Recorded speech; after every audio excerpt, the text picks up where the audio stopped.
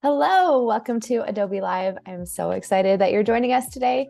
If we haven't met yet, I am Jordan Danae Ellis, Community Manager for Adobe Express and Small Business Owner for the past 12 years. And I'm so excited to be back with my co-host, Andy Lambert. Hello, Andy. How are you? I'm very well. Thank you, Jordan. How are you? Good, good. Do you want to tell everyone a little bit about who you are and how you know so much about social media? Yeah, we're all perpetual students in the world of social media, as you know. But I'm Andy. I'm one of the founders of a company called Content Cal, of which got acquired by Adobe 8 months ago now, I think. Yeah, totally lost track of the time now. But yeah, have spent the last 10 or so years in social media, and it's been our job to try our best, and it is a constant uphill battle to stay on top of everything that's happening in the world of social, which is why we now bring you this session every single month. So yeah, that's me. And here are our handles. Yeah. And there are so many people in the chat. Hello, Laurie, Josh. Man, there's so many people. Please feel free to ask us your questions as we go. We'll answer as many as we can. Michelle, Penny, Crystal. We'll answer as many as we can during the stream, but we're also both here every week on Adobe Live and also in the Adobe Express Insiders Facebook group. So if you have any questions that we don't get to, or you are watching this not live, feel free to hop in there because we'll answer as many questions as we can. Let's do it. So yeah, we've got a lot to go through today, and I think we're both pretty excited about this one because whilst August actually hasn't been as heavy in terms of like the feature updates, it has been really heavy in terms of like data and trends that we're going to go through. So we'll probably end up spending about half the session on that. So let's dive into the screen share actually. So let's then run you through it. So here are our handles anyway. So yeah. We've just gone through a bit of a rebranding exercise, haven't we, Jordan? So I think, yeah, go on, explain. Well, so something that I think any social media expert would tell you day one is to like have your handles be the same place everywhere. And we both didn't do that. So now we are. So I am Jordan Danae Ellis all over the internet on every platform that I'm on. And same thing with you, right? You're the same everywhere, or no? I took your lead, basically. Okay. I thought that looks so beautifully consistent that you don't have to put in like, ends up looking like a paragraph where people can have to follow you on different handles on different channels. So yeah. Pro tip 101. Yeah, if anyone else is in the same, it's just very easy to say that instead of like, especially if you are a brand or business owner and you want folks to follow you places, it's a lot easier to say, this is my company everywhere than like, on Facebook, I'm this. On Twitter, I'm this. On Instagram, I'm this. So exactly. Sometimes you might have to change it though. Like I had a different, I mean, if you've watched old videos, I had a different handle that was too long for Twitter. So I had to change I had to change everywhere. So sometimes that is part of the process too. It really is. It really is. So the focus of today is the same every single month. If you joined one of these, welcome back. If this is before, then welcome back. But if this is your first time, the idea of this session is to bring you up to speed with everything that's happened over the month of August. We do this at the end, the final Thursday of every single month. And as I said, like a huge amount has happened. But the idea of this session, and I'm a bit like a broken record when I say this, I say this every time we run one of these sessions, but it's so important to express this every time, is that the idea of this session is not to make us feel like we're missing out on loads of stuff, get loads of FOMO, and for us to feel overwhelmed by the changes, because there is stuff happening all the time. The idea of this session is for just once a month you can sit back with your chosen drink of choice. There'll be no judgment here. So whatever you need for over the next hour, we'll then give you all of the main data points, the trends, and all of the features that have changed in the world of social that you need to know, so you can feel empowered to go, right, actually, I don't need to do everything. I can just make tactical, subtle tweaks to my strategy to make sure that we're completely aligned with where our opportunities are for growth moving forward. And a lot of our focus, because Jordan and I's backgrounds from a small business perspective, a lot of our focus is around organic social media. And when we say organic, we talk about stuff that you don't have to pay for. So the idea here is really to help small businesses find those opportunities for growth that are outsized opportunities in terms of how much they actually cost. So most of the stuff is free of charge. So really, we want to just show you and empower you with all of the things and little tactics that you can do to try and drive sustainable growth. Because there's that word, before we move on to it, sustainable growth is such an important thing. I think Jordan and I are completely aligned on this, is that what you won't find in any of our stuff is like how to go viral quickly. That's what you're here for. We're going to disappoint you, because really we're about sustained growth, because that's the thing that really drives business growth over the long term. We don't want to go viral. We don't want to be a one-hit wonder. We want to drive consistent forward momentum. And that's the idea of this session. I don't know if you want to add anything to that narrative as well, Jordan. Well, one, I do agree with all of that. And two, we actually have a related question already, which is, Love it. What is, yeah, I know. Thanks, chat. What is the impact of social media change in the graphics design industry? So that's obviously very specific, but like, I feel like also, what is the impact of social media change? Because like, that's why we do these videos every month. Things are, I mean, like you said in the intro, like the world of social media is changing all the time. And I think that's sort of going to be the case probably forever, because it's, you know, it's online, the internet's changing, social media is changing. But that's also like why we're doing these monthly updates, because it's overwhelming to keep track. So if you have been watching along, or if you decide to watch along in the future, you can start seeing trends as they're going, instead of like, oh no, I turned around and now everything's about video and I didn't realize that. So for me, that's the importance, is like being able to slowly pivot or like adjust your strategy as something feels like it's heading a certain direction, instead of realizing that, you know, the strategy you've planned is no longer the best one and kind of having to start over. Yeah, that's such a good point, because there is a lot of bewildering social media advice out there where it's like, oh, it's all about this, or it's all about this now, and suddenly that doesn't matter and this does. What you'll find is much more kind of pragmatic advice here. But the impact of social media change, whether it's on the graphic design business or whether it's on infrastructure or travel, it's huge, right? Because fundamentally it connects 58% of the whole world's population on social media. Nothing connects us like this technology. Yeah, wow. And any type of shift has marked impact, has macro effects for any type of industry. So, you know, I can't really understate how important thinking about what the direction of travel of social media. And that's it's actually a really good segue into the trends element, because, you know, your point is so bang on, Jordan, about, you know, looking at what's coming down the track, not just thinking about reactive tactical stuff, because we want to be able to chart our course to go, right, if that makes sense for my business and my audience, then that's the way that social is heading, then that's the course we're going to start charting. That's the idea. And talking of this, and you'll get lots of charts today. So sorry for some of the bamboozling slides you're going to see. I'm going to talk you through them just to kind of give you the kind of key takeaways. But I wanted to kind of keep the raw slides so you can see, you know, where these have come from as well, because my job is really just about sourcing all of this from across the interweb as I find it.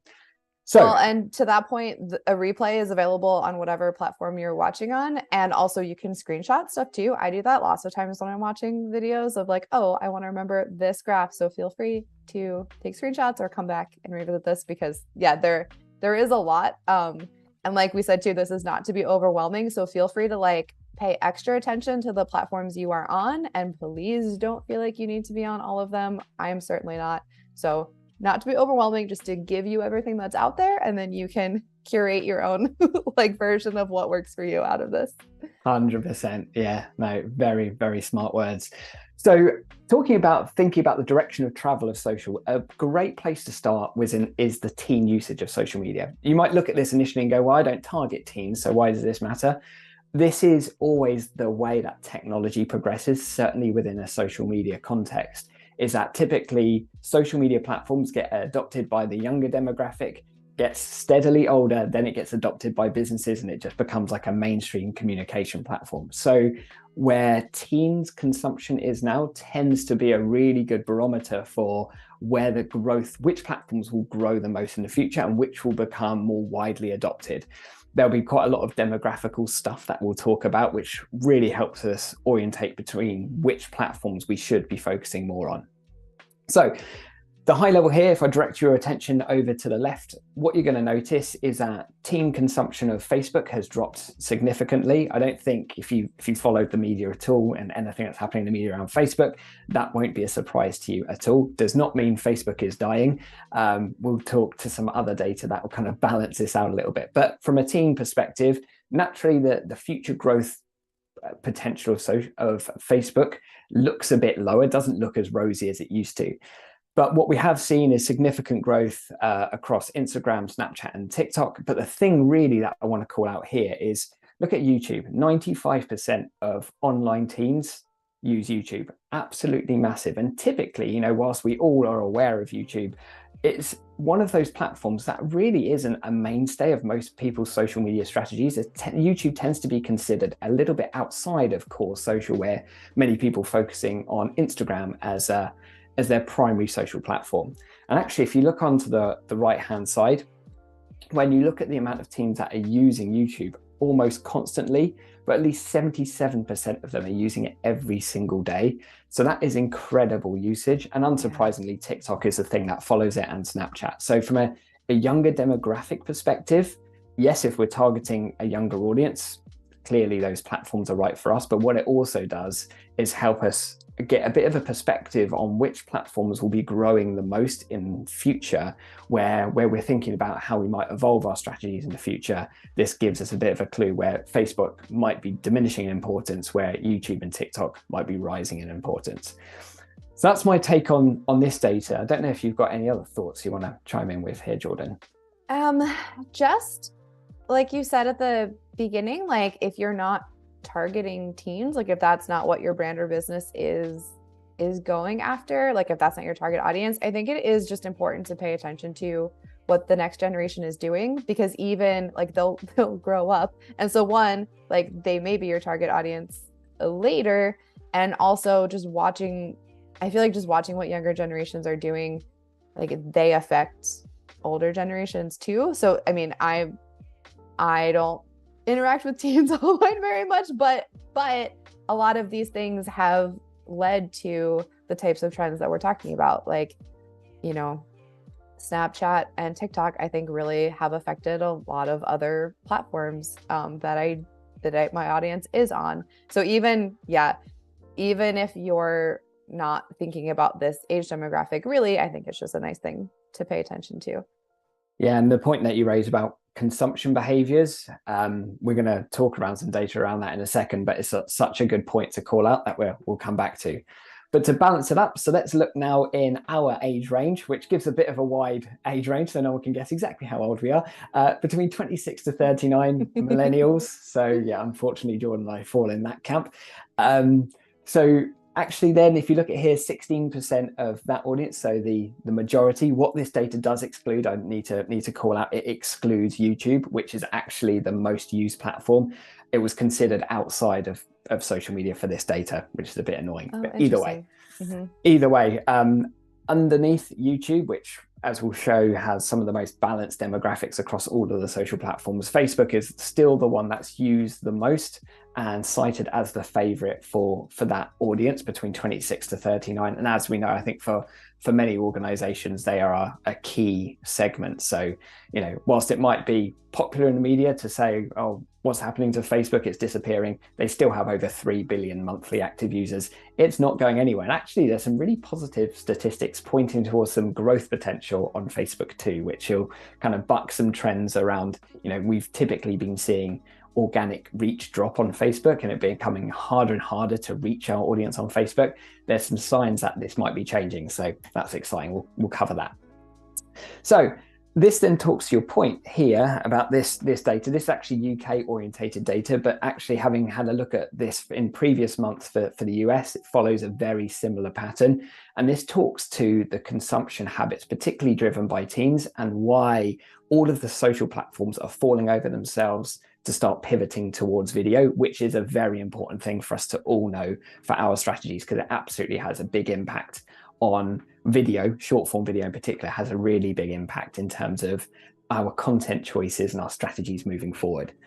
But to give you an idea on this, I want to call out just 3 pieces from this. Firstly, once again, YouTube, not only incredibly popular in the teen demographic and in millennials, you'll see it has the most balanced mix of different demographics and the highest propensity and highest distribution of 65 plus year olds. So we've not just focused on like teens, but we're also focusing on the older demographic here. So it's so balanced in terms of the mix. So 52% of online adults that are over 65 still use YouTube. So it's really good, and it gives us an opportunity to really think about how many audience members we can reach on that as a platform.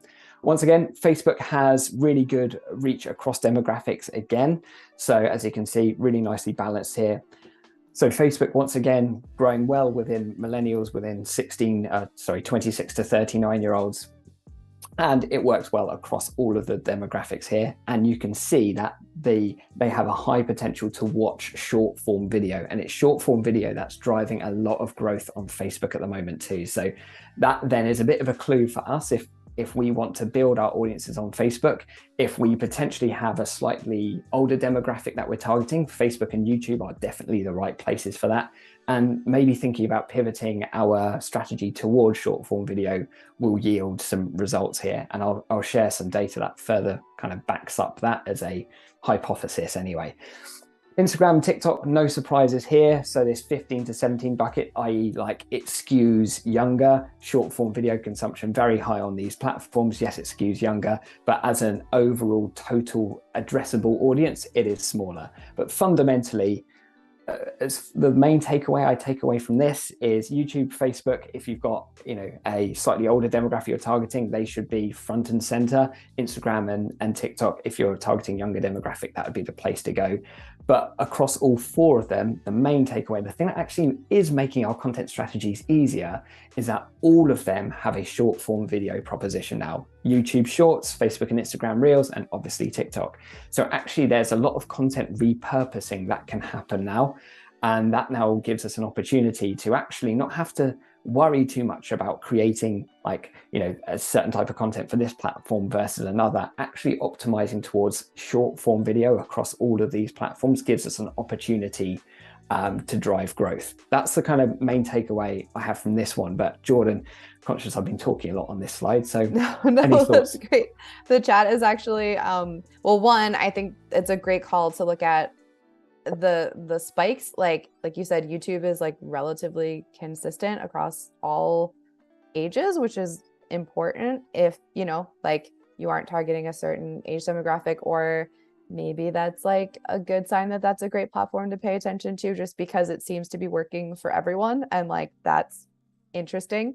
We have some folks feeling their age in the chat, talking about never having gotten on Snapchat, how that was Instagram stories before there were Instagram stories, which I feel like is like that's, we're seeing that in lots of things where one platform turns into something else. Someone was asking, are these stats just for the UK? I'm sorry, I missed that. Yeah, so this is just for the UK, but like I said, because I didn't find any of this data for August, but when I've looked at this data that's been released a few months ago for the US, it followed a very similar pattern. So yeah, that's typically consumption behaviors between the US and the UK are remarkably similar. I can't speak for other geographies though. Kirsten was saying this is wild because overall I've been seeing TikTok as the leader for millennials, and I wonder why it's hotter in the US and Africa versus the UK. Because I mean TikTok is still like popular for millennials, even if younger folks are more on it. Yeah, I mean TikTok, the demographic is starting to get older, but naturally, that takes time. That is the maturing of a platform. If we had looked at this data last year on TikTok, we would have seen these lines, other than this green one, be very, very small. So now as a platform matures, it's just its natural cycle where it gets adopted by teens, they love it, and then gradually it then grows across those different demographics. So we start to see those other lines grow, and at some point, as it fully matures, then it looks like YouTube and Facebook, really. And that would be the ideal, because you can't build a sustainable business if you're only focusing and only get consumption from like teen and really young users. Naturally, it needs to make that transition to across the demographics, and TikTok is successfully on that journey. Otherwise, you turn up into Snapchat, who are just looking to make $500 million of cost savings right now because their growth is nowhere near what it was projected to be, 5 years ago when it was the latest, hottest thing. They haven't successfully bridged into older demographics, which typically is where a lot of the money's at when it comes from businesses and advertising and all that stuff. So that's my take on that. Right. The latest trend. So very rare do we get to speak about a brand new social platform. So here's a question for everyone who's watching live. Who has heard of BeReal and who has used it?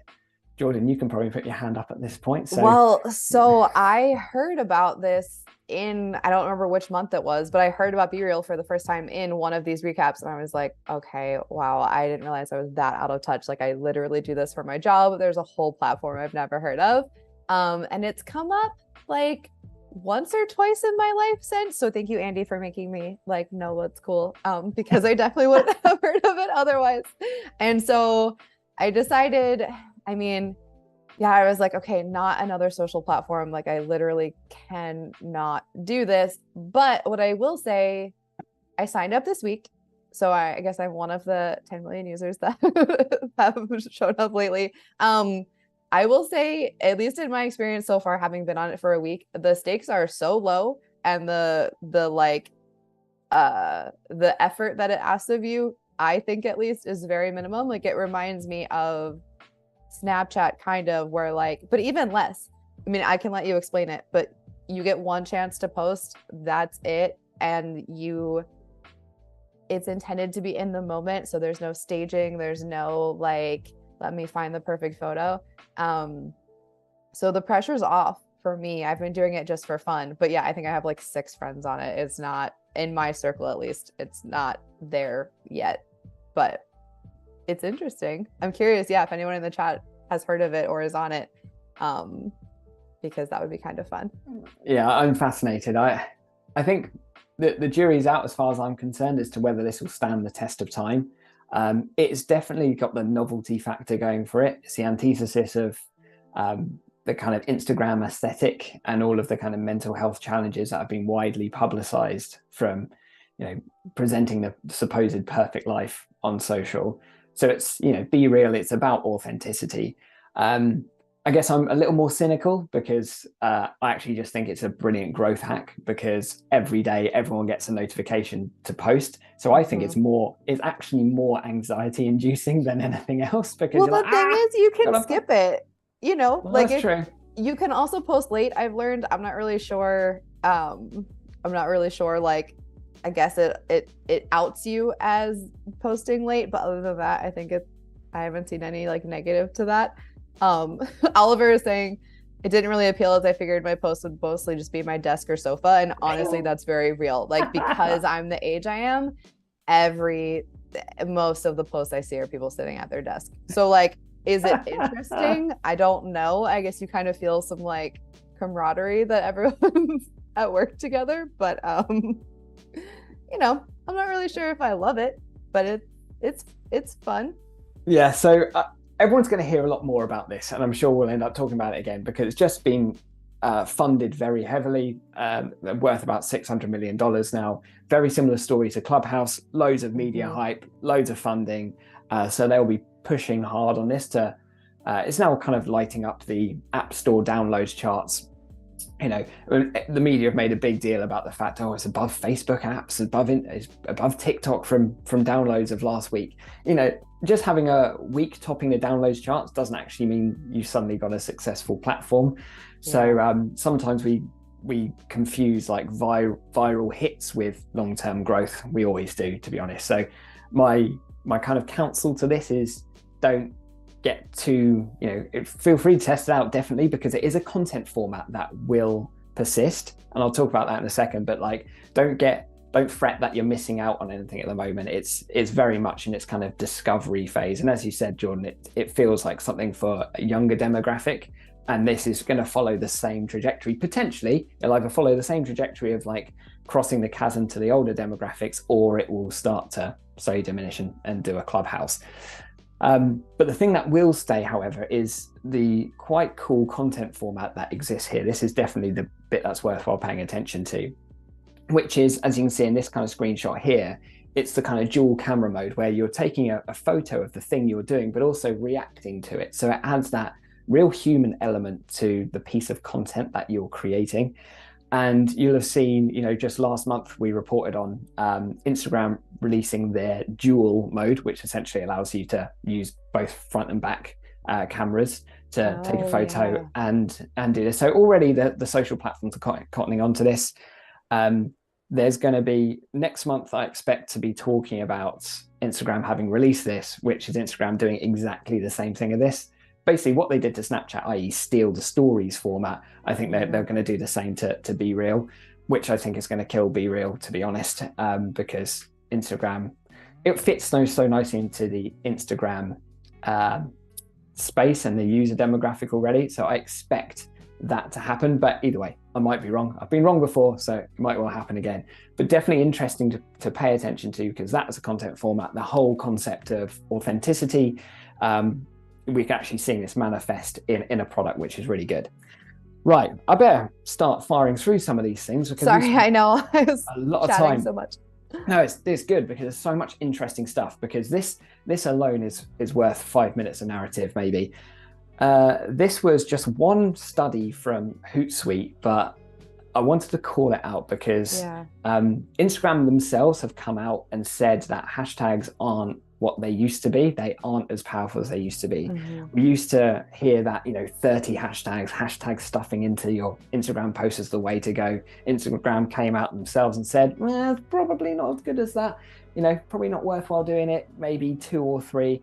And ever since Instagram came out and said that, having 2 or 3, and often we've reported 3 to 4 hashtags being the optimum, well chosen hashtags, relevant obviously. But ever since then, Instagram have been working on using keywords. Basically, that sounds more glamorous than it actually is. It's basically using the words within your caption that portrays what you're actually talking about. So if you're talking about Vancouver, having Vancouver in the caption, it's not really rocket science.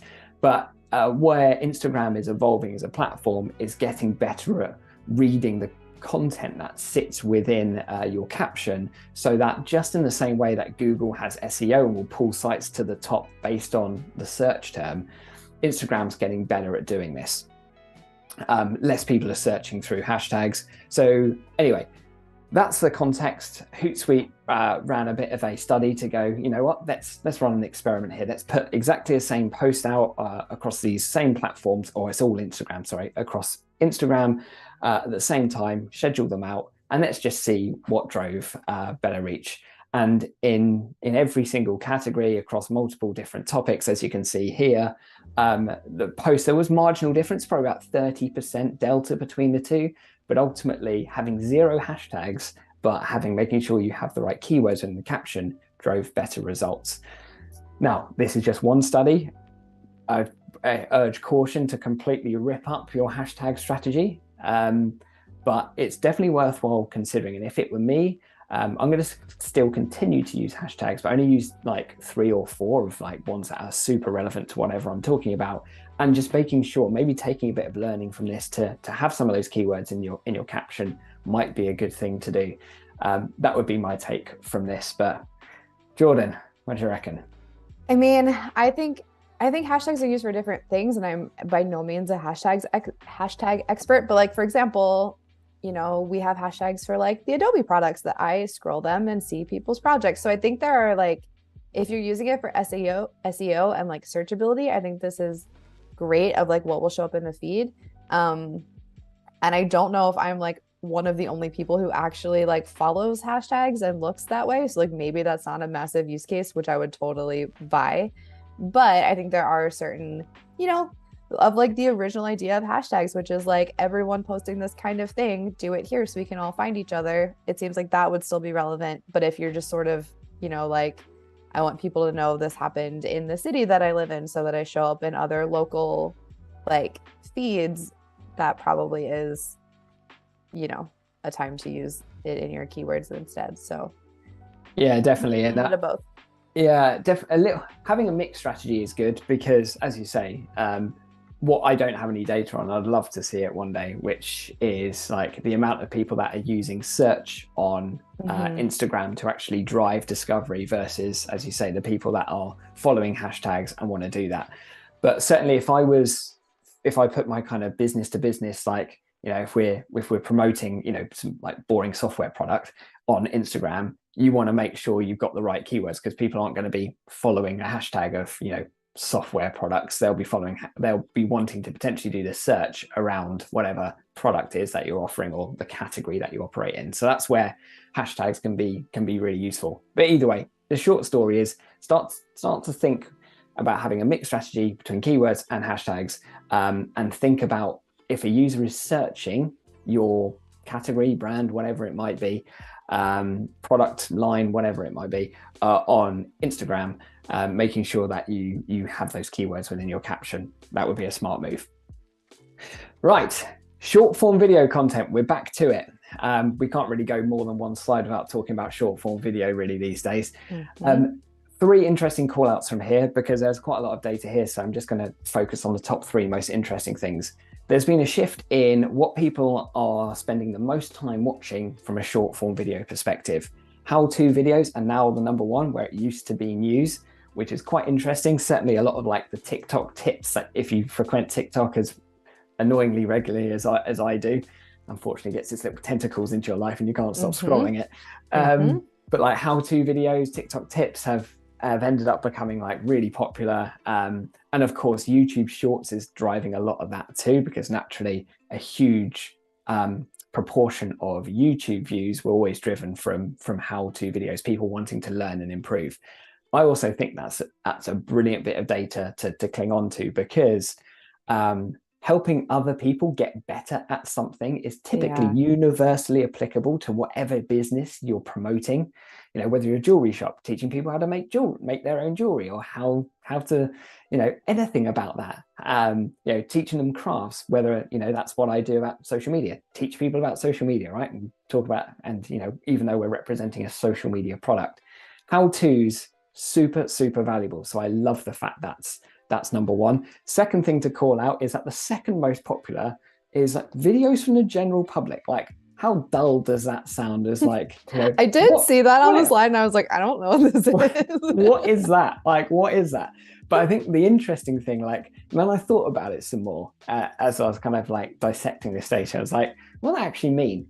But the thing is, the reason that like TikTok has got so popular, it's turned social media on its head, where it's no longer about your friend graph of the people that follow you or you follow. It's all about recommended media.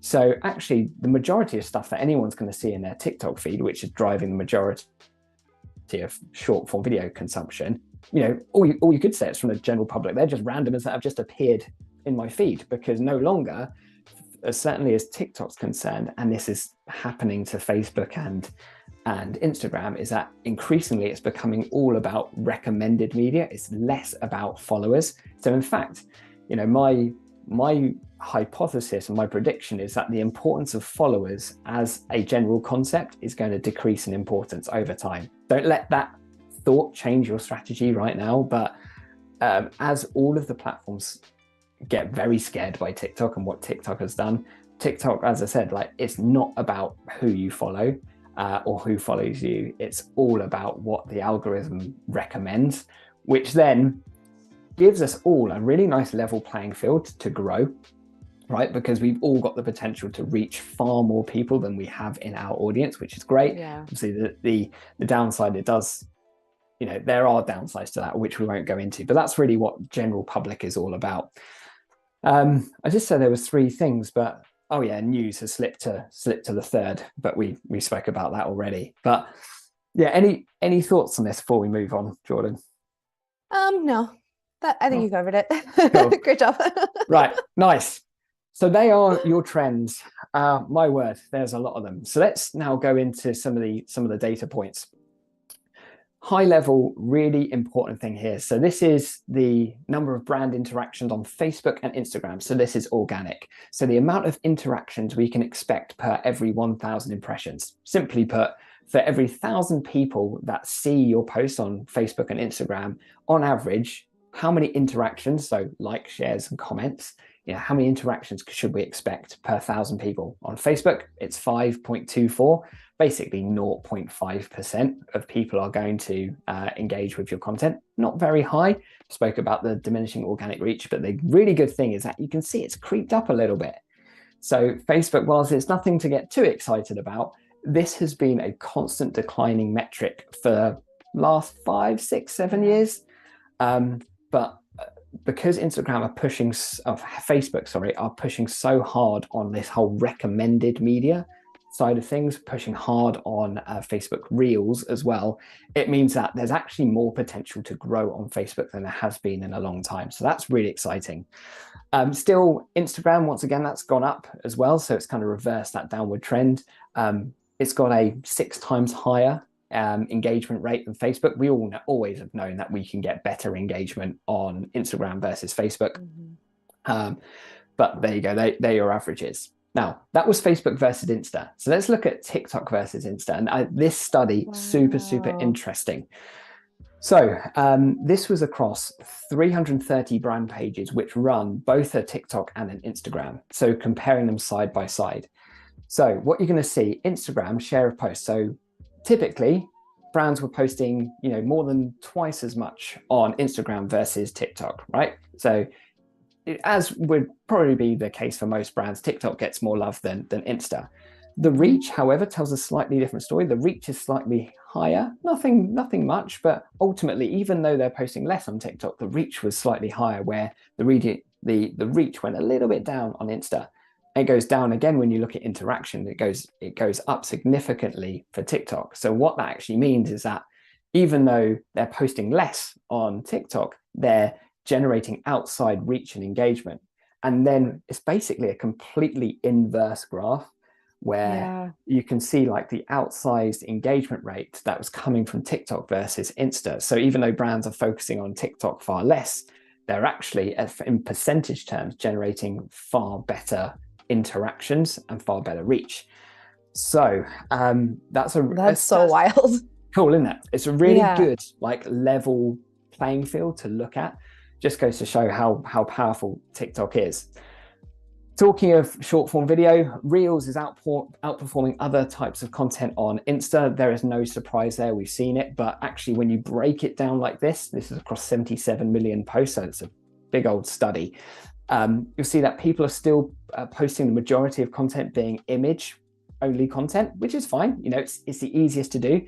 And image content still generates actually the most amount of comments than anything else, just single images. Carousel doesn't perform quite as well across all of these. But as you will notice that Reels makes up only about 22% of the content that's shared, so half the amount of single images, but the reach is substantial. And once again, this is all back to this whole thing that I've been talking about for the last 3 slides about recommended media. The reason it's going bigger is because it's going to people that have never seen any of your content before. You're reaching new people. And that is super important for everyone on this call to know, because this goes back to the stuff we were talking about right at the start, which is about how we can generate outsized growth potential for no money. And this is where the potential are. And that's why I'll always kind of put a microscope and highlight the stuff that's okay, so Insta has quite a nice split of demographics. We see that it's both popular in teens and an older demographic. We know that Reels is doing well. We know about the power of recommended content. We know it's potentially not so focused on hashtags anymore, but we'll kind of balance that strategy. And we know through recommended media will generate outsized engagement. So some really good takeaways on that. And for those regular takeaways, here's a little kind of advert break, if you will. Join the Facebook Insiders group that Jordan runs in the most incredible way. Don't know how you run a community of 90,000 people plus, but creds to you on that one. But we talk about this stuff all the time in that group. And also, to answer very specific questions, we'll get to as many as we can. There are a few people who have asked in the chat hyper specific questions. We are able to do that in the Facebook group in a way that doesn't always work on a live, where we can actually look at your business and your page and what you're doing. So please join us there if you didn't get your questions answered today, because like Andy said, we hang out in there. and we're happy to like deep dive into your specific business or brand. So would love to help. Great point. We're here to Great help. point. Definitely. Right. New features. This isn't as heavy. A lot of the stuff that we've spoken about, I know we've focused so long on trends and data, but that's really where the sum total of it was. But let's talk about the most important updates. All of these are live. All of these are ready for you to use right now. Yeah, I did not know about this one. This is wild to me. Cool, right? So Instagram shop, I'm sure everyone knows about this by now. So when you have a product catalog in your Insta shop, and let's just say you're in a DM conversation, someone said, oh, do you have this in stock, etc. Be like, yeah, I got this in stock. What size do you need? And just share the product, and people can make that purchase directly within the DM. Incredible experience for both a vendor and consumer of that product. So amazing for small business. If you're an e-com, super useful feature. We also now have the ability to link to posts with a QR code. So a great way of promoting particular posts. Maybe you've got a post promoting an event or a certain product line, because obviously we can pin posts on Insta, and we can pull people back to those posts. So if we really want to, put a promotional strategy around a post, we want to go a bit bigger, we could pin that. Obviously, we can promote it by putting money behind it if we wanted to, or we can just like send out this QR code to our email distribution list to pull people there. And that's always a smart way of just thinking about social and thinking about, marketing in general, to pull people back to a central point, which makes, which becomes a central focal point, the pillar for any particular campaign. And QR codes just make that even easier. So that's live now. And as you can see, this is how you access it here, just through those 3 dots on your Insta post. Super useful. Awesome. Add your sticker for Reels. You would have seen this if you regularly use stories and use stickers in stories. Add yours. I love this as a feature because, as we've always known, one of the golden rules of social is that the more people you have interacting on your content, the further it's going to go. Jordan and I in a couple of weeks will be focusing a lot. We'll do a whole session on kind of community growth and community development, of which Jordan is an absolute pro in. I have no hesitance in saying that. Thank you. But yeah, this kind of add yours opportunity really gives a real pleasant call to action to anyone who's on, looking at a reel and can suddenly be like, you know what, I'll give my view, I'll give my take on this outfit or my take on whatever it is, right? It requires a bit of creative thinking to think about how you can make this apply to yourself. But really, this is something that we'd want to factor into your reel strategy if you want to start going into it. Because I think the whole kind of add yours, doing takes on things, remixing stuff, that really is the new future that's going to go beyond likes and comments. It's much more kind of more rich, in-depth engagement. So, and if you're like, I don't know what to post, I mean, it's literally giving you a prompt, like share your version of this or share your reaction. So if you're looking for something, if you want an idea, that's what these are for, which is great. That's such a good way of thinking about it, because I was just thinking about it in having an add your sticker on a post that you've created, but like, oh yeah, both. Yeah. I mean, that's at the end of the day, that's my strategy too. Like, obviously you need to have your own, like what you're putting out, but talking about community, like get involved in what other people are doing too. I would highly suggest not forgetting that part of it. So very true. Very true. Fantastic call out. On the Facebook, they've done exactly the same. What you're going to see is that this is Facebook Reels. So add your sticker there. You'll notice that, Facebook, Insta, let's just call it Meta in general. They're pushing Reels like nothing else, and they'll continue to do so. Yeah. So not only have they added this add your sticker, if you've recently posted on Insta Reels, you would have seen a prompt to say, do you want to put this on Facebook too? They really want you to cross-post your content across multiple platforms, actively encouraging it. Historically, it's been a bit kind of frowned upon in social media marketing pro communities. They can't post the same thing on multiple platforms. Here, Facebook very much want you to do so. They want you to take your content and proliferate it across different platforms. Big call out, though, is that don't take your watermarked TikTok post and put that as a reel, because Instagram are doing everything they can to kill the reach of that. In fact, they've been caught like stripping the audio from those videos as well. So don't take that stuff from TikTok. Try and just produce it natively. either using maybe like an Adobe app, like Adobe Rush maybe. So create it in a independent platform and then kind of post it across these different platforms. You could use content changers to post that maybe for your Insta Reels, but taking that approach means that you're not going to be penalized by taking it from TikTok and then trying to put it on Facebook Reels. You can create one short form video, and as we said at the beginning, proliferate that across multiple different platforms. Sorry for the boring slide. This was taken out of a investor presentation for Facebook, but it's such an important thing to call out. It's about that recommended media thing that we've been talking about. Right now in your Facebook feed, 15% of your content does not come from those that you follow, comes from what Facebook deems that you're going to like, thanks to their kind of algorithm, their AI recommendation feed. That's going to double more by the end of the year, and next year reach 50%. So as you can see, increasingly, this isn't a popular move for everyone. There's a whole big backlash to Instagram making these strides over the last few weeks. But it's going to happen. It's the way that the world is moving. TikTok has simply changed the game for social. So that is where I think we have great growth potential on Facebook. That's why we're starting to see an increase in organic engagement, because now we have an opportunity to reach new people. We can add collaborators on Facebook videos to give people credit. So, when Jordan and I are doing a Facebook video, we can tag that. So Jordan gets recognized in the credit and it appears in both of our feeds. We've seen this a lot with We should do this too. We never have. We really should take our own advice. Maybe the next week we'll have it. We should do it. To be fair, only came out a week ago. So okay, fine. I feel less bad about it. It's not like us having some horrible handles mismatched across different channels. Like we should have done that before. Exactly. So Twitter. If anyone wants to edit tweets, if you join Twitter Blue, editing tweets. Yeah, so it's been the thing that Twitter's wanted to do for a long time, but it's now making users pay to do it. So if you're really into Twitter, this will be a thing for you. The thing that is useful on Twitter, despite all of the highly publicized ongoings on that are happening around the Twitter takeover, what will happen there, I don't know. But the professional profiles that you can create on Twitter, I wouldn't suggest doing this unless you actually have a Twitter presence right now. But if you are a business and have a Twitter presence, I would recommend this. Creating your account into a professional profile, you get a whole load of new features. You've got this little location option. So if anyone looks at your profile, it's no longer just looking at your profile name and a description. It's like a proper business profile.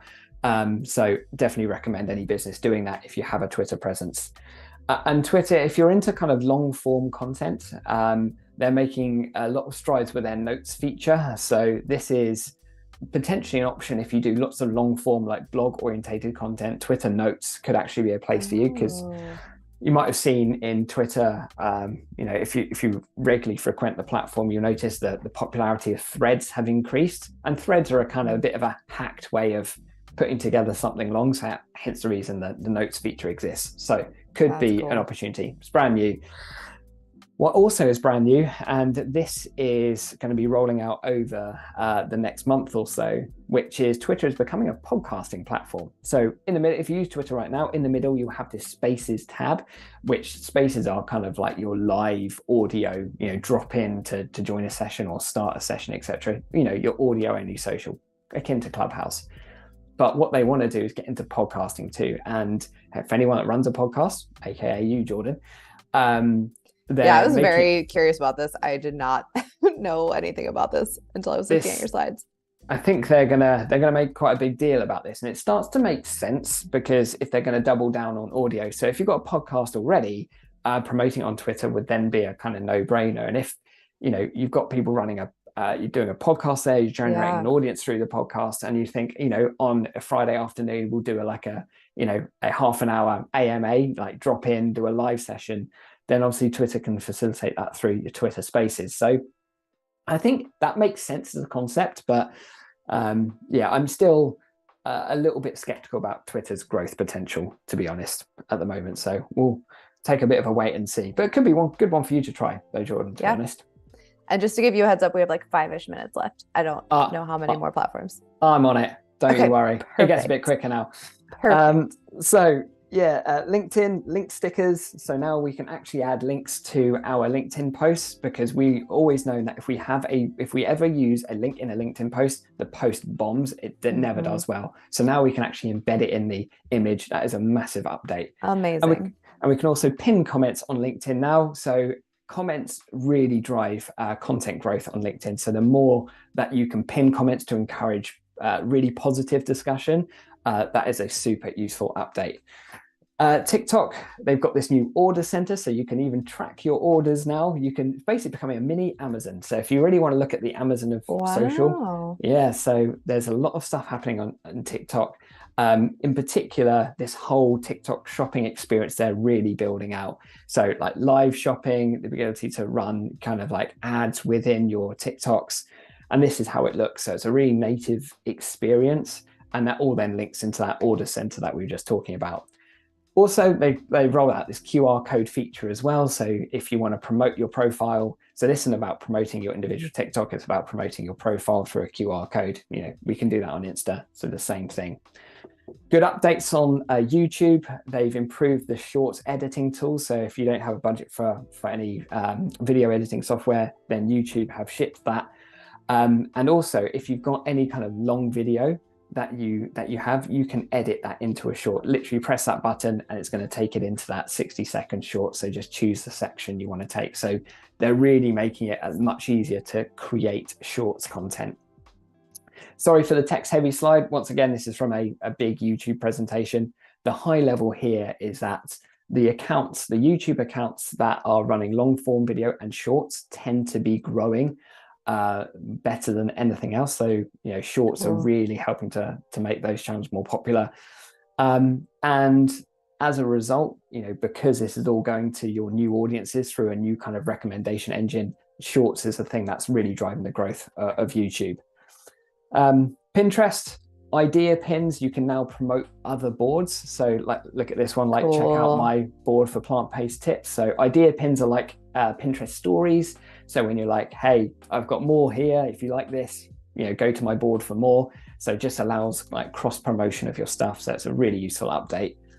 Pinterest analytics are now available in your mobile app. So if Pinterest is a thing for you, you can now just go in your mobile app and have a look at those real-time analytics. Nice and simple. And Snapchat have rolled out this new dual feature, exactly like BeReal. So as you can see, who would have thought? everyone's on it. So it's a kind of like, take a photo and your reaction and everyone posting at the same time type of scenario. And there you go. See, 5 minutes, 5 platforms, amazing. No drama. So there we go. Behaviors shifting towards short form video. Organic engagement looks like it's on and up on Facebook and Instagram. Both of those top two, super important. We've spoken loads about AI content recommendations, which is much more beneficial if you're a smaller brand without massive followers, less good if you're Kylie Jenner, for sure, because less about follower numbers, effectiveness of hashtags. Think about that a little bit, maybe test it out a little bit. YouTube, I'm very buoyant on growth of potential of YouTube. You can see the amount of incredible statistics from YouTube today. And why view-through rate will become an increasingly important metric, because everyone's pivot to short form video. View-through rate is about video completions. The more people that complete videos is the number one growth driver for all of the algorithms. That's what they rank the most. The people that complete that video are more likely to be recommended to more and more feeds. So with any piece of short form video you create a very strong hook up front, keep it short, and keep people watching to the end is the kind of 3 tips for that. And with that, 3 minutes to go. I think that's amazing. I managed it. I mean, truly incredible. And the chat agrees. Sheila says, great info. Alberto says, thank you, great information. And then Bruce said, gotta give Andy props for really going all out with these stats, which I do too, because I could not put this presentation together even a little bit. So we appreciate you so much, Andy. Oliver says, thanks, loads of useful info and stuff I didn't know had been added. So, I mean, yeah, we're here every month with the recap for the month that happened prior, because this is so much work, as we've all been saying. So thank you again, Andy, for doing so much work, but we're here to do it for you. So you can tune back in, subscribe to either the Adobe Express YouTube channel, or watch us on Behance, or hang out on LinkedIn. And like I said, you can, or like you said too, you can join us in the Facebook group where we are, every day. So if you have a question in between or want info about your specific brand or business, you can hang out with us there. Definitely. Yeah. I think for those questions that didn't get answered today, and I always hate it because I speak for so long that I don't have the opportunity to answer questions. Yeah, please go to the insiders group. Jordan and I hang out in there. I'll answer the stuff. Of course, you can watch it on catch up, but if you want the slides as well, just go ahead and drop a message in his insiders group, and I'll send you a link to the slides, which I really should have a link prepared right now, but alas, that's okay. We'll do that for next time. Yeah. We can drop it. I think everywhere it's streaming, we can drop it in like the caption or in the comments. So we can do that for folks. And yeah, you can follow us. We post about our little social media tips throughout the week too. So you can follow us at Jordan Danae Ellis and at Andy R. Lambert. I think that's it. Yeah. Subscribe. And thanks so much for tuning in. And we'll see you in our next video. See you next time. Thanks so much. Bye, everyone. Thanks, Andy. Cheers. Bye. Thanks, chat.